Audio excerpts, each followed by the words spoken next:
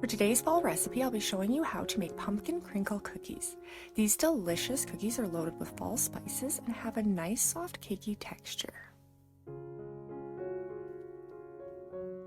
In a medium bowl, combine 2 cups of all-purpose flour, 1 tablespoon of pumpkin spice, 2 teaspoons of baking powder, 3/4 of a teaspoon of baking soda, and 1/2 teaspoon of fine sea salt. Whisk this until everything is well combined and then set aside. In a separate large bowl, combine 1/2 cup of granulated white sugar, 1/2 cup of packed brown sugar, 1/2 cup of oil. I'm using canola, but any mild oil would work for this recipe. We'll also add in 1 large room temperature egg, as well as 1 teaspoon of vanilla extract. Lastly, we need to add 1 cup of pumpkin puree. Ensure that this is the puree and not pumpkin pie filling.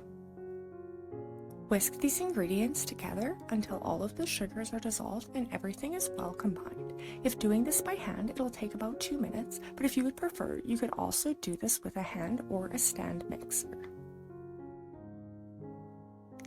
Now we can add in our dry ingredients. Using a spatula, I'm going to fold the mixture until everything is combined and no streaks of flour remain, ensuring to not overmix. As always, all of these instructions as well as the full written recipe can also be found down below, so make sure to check that out as well. Place 3/4 of a cup of powdered sugar into a small bowl. Using a 1.5 tablespoon cookie scoop, drop your balls of dough into the powdered sugar. Using your fingers, ensure that they are very well coated in the powdered sugar. Make sure you move quickly as the cookies will try to absorb the sugar and you won't end up with a nice crinkle on top. Ensure you leave some room for spreading. These will need to bake in an oven preheated to 350 Fahrenheit or 175 Celsius for about 10 minutes.